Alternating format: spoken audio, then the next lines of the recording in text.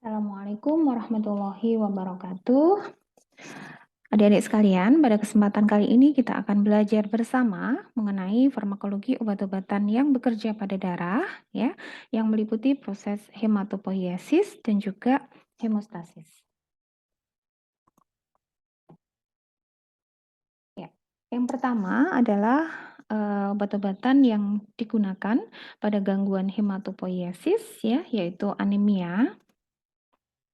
Ya, kita tahu bahwa anemia adalah penurunan jumlah sel darah merah atau hemoglobin yang menyebabkan kapasitas dari transport O2 itu menurun, ya, di mana gangguan proses eritropoiesis ini bisa disebabkan oleh produksi eritroputin yang tidak adekuat, ya, kemudian sintesis DNA yang terhambat yang biasanya terjadi pada kasus defisiensi vitamin B12 dan asam folat, dan juga gangguan dari sintesis hemoglobin yang banyak disebabkan oleh defisiensi besi, ya, karena besi ini merupakan komponen penyusun dari hemoglobin. Ya. Preparat yang pertama yaitu eritroputin. Ya. Eritroputin sendiri, dia kerjanya adalah menstimulasi eritropoiesis, yaitu proliferasi dan diferensiasi eritroid membentuk eritrosit, ya. Eritroputin merupakan hormon yang diproduksi oleh sel intersisil dari peritubulus ginjal saat tekanan oksigen ginjalnya turun, biasanya adalah pada kondisi anemia dan hipoksemia, ya. Setelah dilepaskan, eritroputin itu akan masuk ke bone marrow dan berikatan dengan reseptor di permukaan progenitor eritoid, ya, di mana eritroputin ini jumlahnya akan menurun apabila ada infeksi atau peradangan.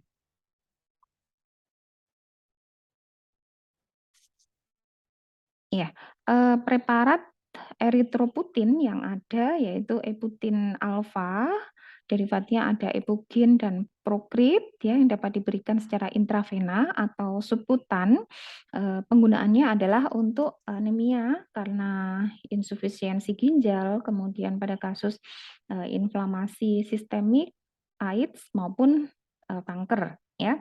Mekanisme kerjanya adalah menggantikan eritroputin endogen, ya, untuk menstimulasi proliferasi dan maturasi dari sel darah merah, ya, di mana pemberian preparat ini harus dilakukan beberapa minggu baru dapat menaikkan hematokrit, ya, sehingga obat ini tidak bisa digunakan untuk terapi akut anemia berat, ya, yang membutuhkan transfusi, ya.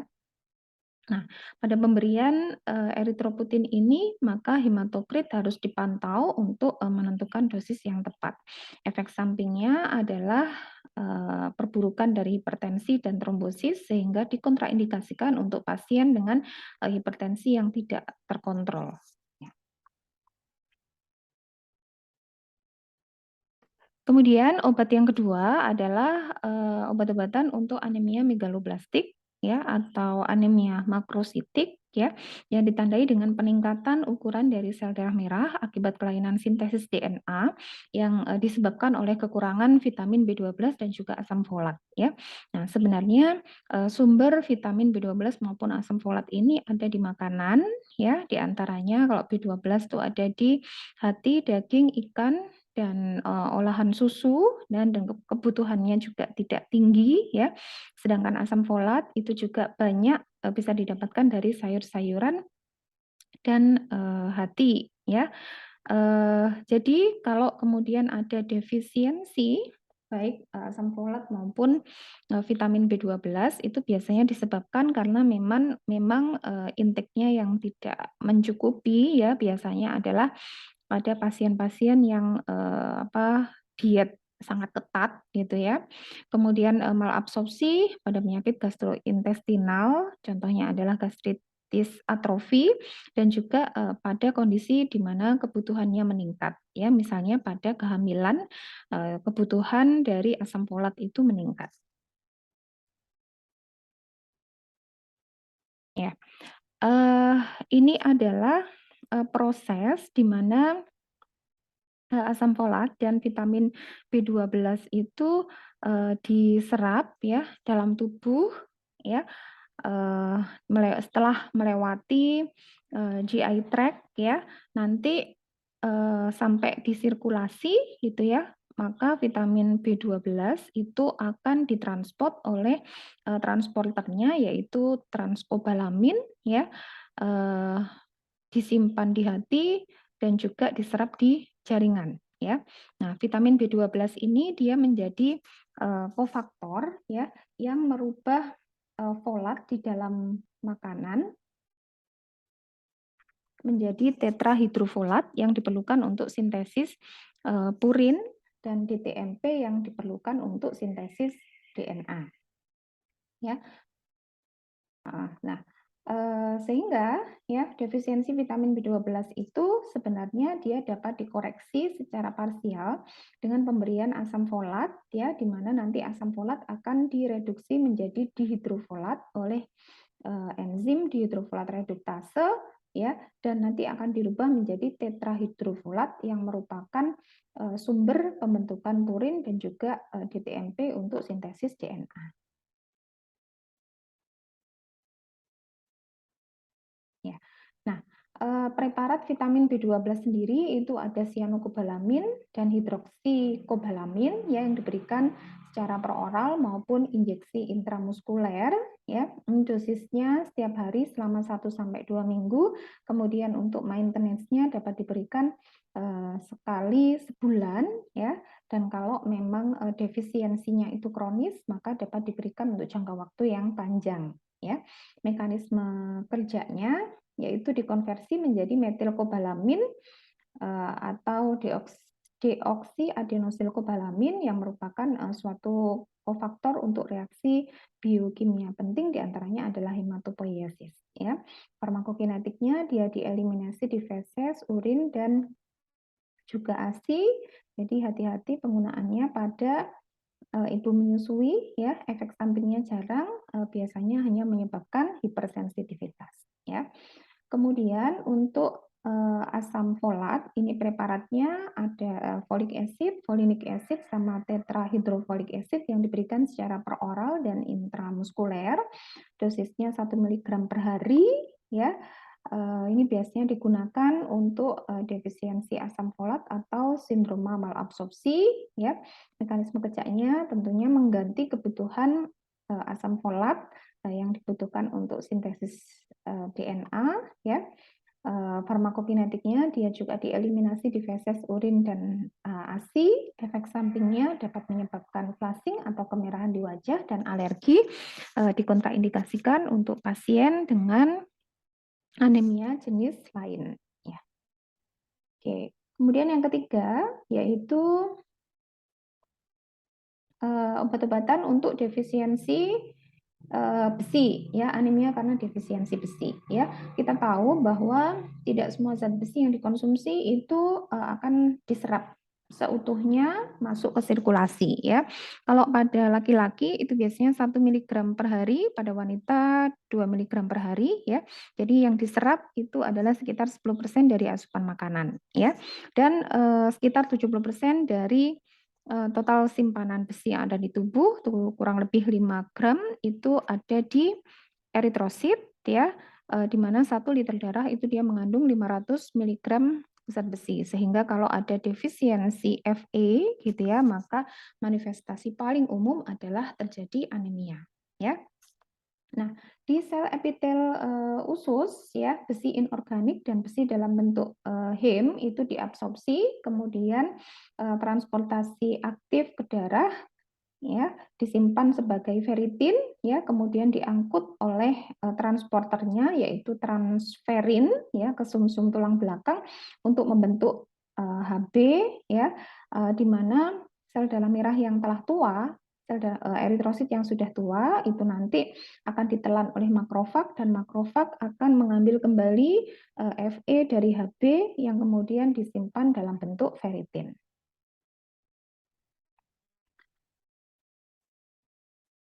Ya. Besi sendiri ya dia membentuk membentuk inti dari cincin hem yang bersama dengan rantai globin dia membentuk hemoglobin ya. Zat besi yang tidak adekuat itu akan menyebabkan eritrosit menjadi kecil ya dan bermanifestasi sebagai anemia mikrositik hipokrom mikrositik ya. Nah, secara normal sebenarnya tidak ada mekanisme ekskresi besi di tubuh ya. Jadi besi itu tidak dikeluarkan ya sehingga biasanya penyebab kekurangan zat besi itu karena adanya perdarahan kronis ya. Contohnya misalnya ulkus GI atau ada tumor gitu ya. Kemudian asupan makanan yang tidak cukup ya. Mungkin pada pasien yang diet ketat ya, kemudian penyerapan yang buruk ya pada pasien yang operasi gastrektomi atau pada sindrom malabsorpsi dan peningkatan kebutuhan misalnya pada kehamilan dan bayi. Ya. Nah, terapi besi ini ada secara peroral dan ada secara parenteral. Kalau peroral ini preparatnya adalah ferrosulfat, ferrosgluconat, ferrosfumarat dan polisakarida iron kompleks ya. Di mana mekanisme kerjanya tentunya dia mengganti kebutuhan dari besi ya untuk pembentukan hemoglobin ya dan ini terapinya membutuhkan jangka waktu yang panjang ya untuk dapat meningkatkan kadar hemoglobin ya. Nah, dia dieliminasi di feses. Jadi biasanya fesesnya itu akan menjadi lebih gelap ya atau yang disebut dengan black stool ya. Ini tidak punya makna klinis apa-apa tapi dapat menyamarkan diagnosis perdarahan saluran cerna ya. Nah, efek sampingnya ini tidak nyaman ya untuk dikonsumsi per oral karena memicu nausea, kemudian gastrointestinal discomfort ya, sampai dengan heatburn, diare dan konstipasi ya, sehingga dikontraindikasikan pada pasien yang punya penyakit ulkus peptikum atau kolitis ulceratif atau pada anemia hemolisis ya. Dan dia dapat berinteraksi dengan antasida, dapat menghambat absorpsinya sehingga penggunaan bersama dengan antasida itu harus diberi jarak minimal 2 jam. Ya. Sedangkan preparat parenteral ya, ini preparatnya ada sodium ferrigluconat, iron dextran, iron sukrose. Ini diberikan apabila dengan terapi oral itu tidak adekuat dan tidak memungkinkan karena efek sampingnya yang berat tadi ya. Tapi efek sampingnya dia dapat memicu anafilaksis ya sehingga dikontraindikasikan untuk pasien yang memiliki riwayat alergi contohnya asma ya atau alergi yang lain dan juga pada pasien autoimun seperti rheumatoid arthritis ya. Nah, juga dikontraindikasikan pada pasien dengan penyakit liver karena salah satu penyimpanan besi itu di liver. Ya. Nah, penggunaan preparat besi ya pada konsentrasi yang tinggi juga dapat memicu keracunan ya dengan gejala nyeri abdomen, kemudian diare, muntah-muntah, mengantuk sampai dengan sianosis ya. Kalau terjadi hal ini ya maka penanganannya adalah diberikan pencahar untuk membersihkan usus, kemudian diberikan preparat deferoxamin mesilat secara intravena ini sebagai pengikat besi atau dilakukan kumbah lambung dengan larutan basa seperti natrium bikarbonat atau fosfat. Ya. Kemudian vitamin dan mineral lain yang juga berpengaruh pada proses hematopoiesis diantaranya adalah chopper atau tembaga atau CU ya. CU ini dapat memfasilitasi pembentukan Hb yaitu sebagai katalisator dari enzim ferrooksidase ya. Memang defisiensi dari CU ini sangat jarang sekali biasanya terjadi pada pasien dengan operasi bypass usus, pada pasien yang mendapatkan nutrisi parenteral dan pada bayi malnutrisi ya. Kemudian yang kedua adalah vitamin B6 ya yang dapat diberikan pada pasien dengan anemia sideroblastik, yaitu anemia hipokromikrositet yang ditandai dengan sel darah merahnya belum matang dan memiliki cincin sideroblas, ya. Di mana pada kondisi ini sintesis hemoglobin terganggu karena ada akumulasi besi di mitokondria dari prekursor eritroid, ya. Anemia jenis ini jarang, ya. Jadi biasanya hanya terjadi pada anemia yang dikaitkan dengan penggunaan isoniazid dan pirazinamid, yaitu obat anti TB yang menjadi antagonis dari vitamin B6. Ya, oke. Yang berikutnya adalah obat-obatan yang bekerja pada gangguan koagulasi, ya, atau hemostasis, ya, di mana pada umumnya gitu ya, yang terjadi adalah gangguan perdarahan, ya. Tujuan pemberian obat adalah untuk memperbaiki cedera vaskuler dan membatasi kehilangan darah, ya. Jadi obat-obatan yang digunakan ada vitamin K, kemudian ada fraksi plasma, ya, dan asam aminokaproat. Untuk fraksi plasma nanti adik-adik akan belajar di kuliah transfusi darah, ya. Kemudian yang kedua adalah obat-obatan yang dapat menurunkan trombosis, ya, sehingga dapat meningkatkan perfusi dari organ, ya, yaitu obat-obatan antikoagulan, heparin, warfarin, ya. Kemudian ada obat-obatan fibrinolitik, ya, dan antitrombosit. Yang kedua macam obat ini nanti akan digunakan dan kita pelajari di blok kardiovaskuler. Oke, kita recall dulu ya mengenai bagaimana sih mekanisme dari pembekuan darah, ya.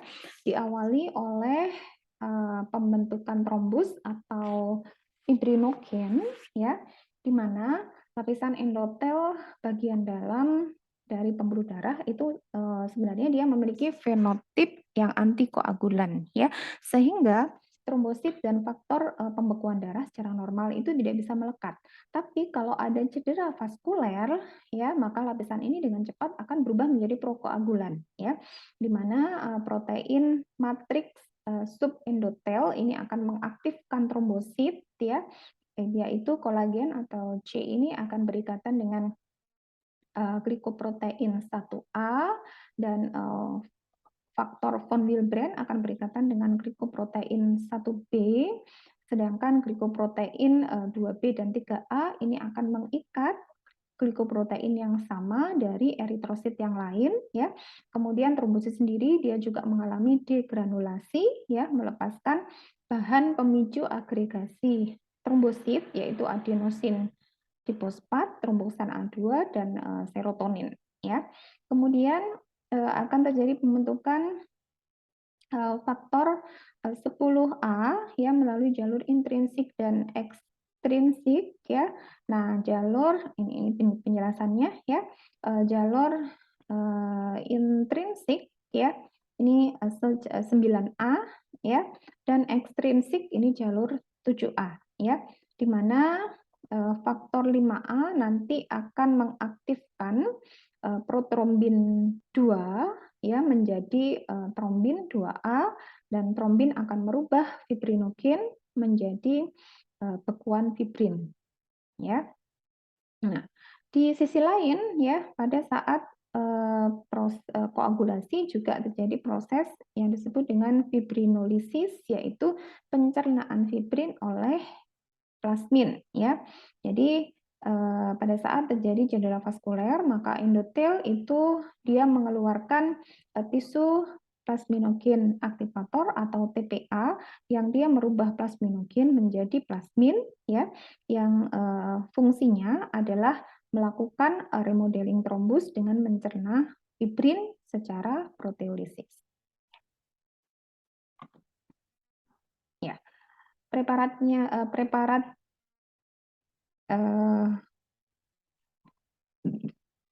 yang digunakan antikoagulan yang pertama adalah heparin, ya. Heparin sendiri dia merupakan inhibitor trombin tidak langsung yang bertindak sebagai kofaktor yang mempercepat antitrombin untuk menghambat faktor pembekuan protease 2A, 9A, dan 10A dengan membentuk kompleks yang stabil. Ya, setelah itu heparin akan dilepaskan untuk mengikat lebih banyak antitrombin tanpa dia sendiri itu dicerna. Ya, heparin itu dibedakan menjadi dua, yaitu ada heparin yang memiliki berat molekul yang tinggi, di mana afinitasnya terhadap antitrombin itu juga sangat tinggi dan dia menghambat ketiga faktor pembekuan, ya, sehingga efek antikoagulannya itu sangat tinggi, ya, yang otomatis juga meningkatkan efek sampingnya yaitu perdarahan, ya.